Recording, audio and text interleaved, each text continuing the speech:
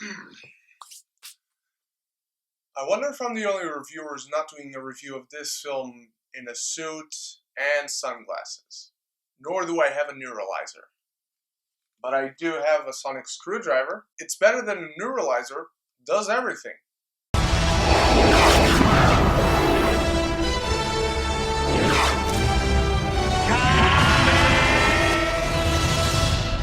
Men in Black International is directed by F. Gary Gray and it stars Chris Hemsworth and Tessa Thompson. And we follow the story of Molly, who as a young child witnesses the Men in Black neuralizing their parents after an alien invades her house. So for 20 years, she searches for the Men in Black, and once she finds them, they reluctantly recruit her and make her team up with Agent H, played by Chris Hemsworth. Now, the Men in Black have gathered this kind of cult status when it comes to their films. Since the first one came out in 1997, I grew up with the first one and the second one for the majority of my life. And I really enjoyed both of those movies until I watched them more recently, and the second one doesn't hold up as well.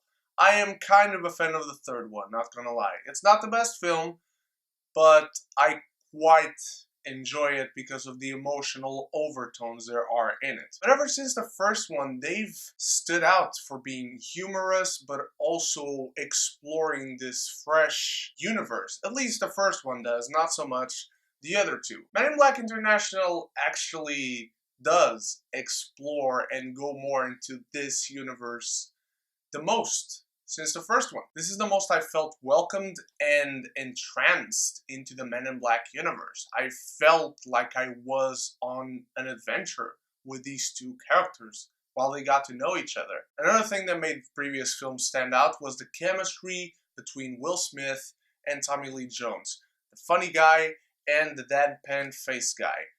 This chemistry between Tessa Thompson and Chris Hemsworth, first and foremost, is really good. And the characters are good. I like both of these characters. I was able to root for both of these characters. Also, it's a very different chemistry, and they are very different characters than they were in Thor Ragnarok, which I was very happy to see. These weren't just human version of Thor and human version of Valkyrie. These are interesting characters on their own, and their dynamic is really, really funny with, again, necessary emotional and dramatic undertones in it that are sprinkled throughout this film that really made me pull for them. The Men in Black formula to make a film like this work is quote-unquote simple. It's never easy to execute, just like no movie is easy to execute, but in terms of the idea, the concept, the Men in Black should be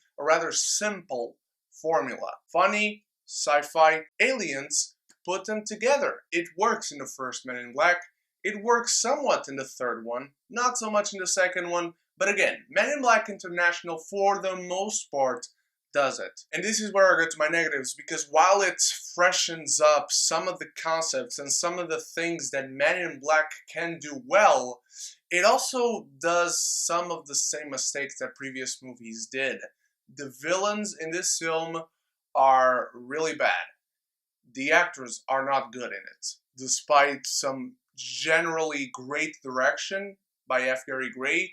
Really reinvigorating stuff in terms of action and in terms of sci-fi, which I really like to be integrated into this universe. The villains really aren't good. As well as the MacGuffin in this film. While it looks cool and you understand the purpose of it, in terms of the storytelling, in terms of the narrative, you just never really felt the weight of it. Think of the Tesseract in the Avengers. You felt the danger of it even when it wasn't on screen.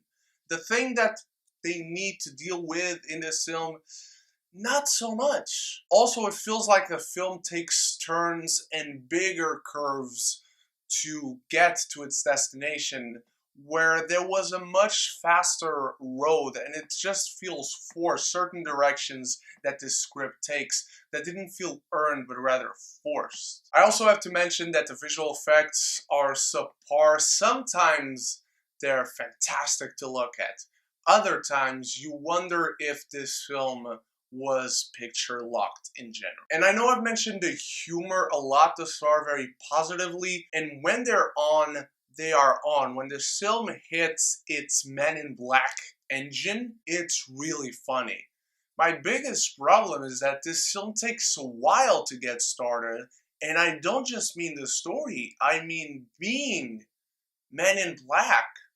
For like the first 40 minutes to an hour of this film, I was thinking if they were actually trying to even do comedy. It takes a while for Tessa Thompson and Chris Hemsworth to come together as a team, as characters, and until that moment, until that spark comes to life, you just don't see a lot of Men in Black in Men in Black International. This film was a mixed bag on the end of the day. I'm feeling weird just talking about it. There are things that I really like, and then there are things that just don't work at all. This film is never horrible. It's never great. I wouldn't mind watching it again. In fact, I wouldn't mind watching a sequel of this film. But I just feel like it wasn't completely thought through beyond the two main characters in this film, which, granted, are the best and most important part, but the stuff that surrounds them is part of the film as well, and I just don't see that the filmmakers behind this really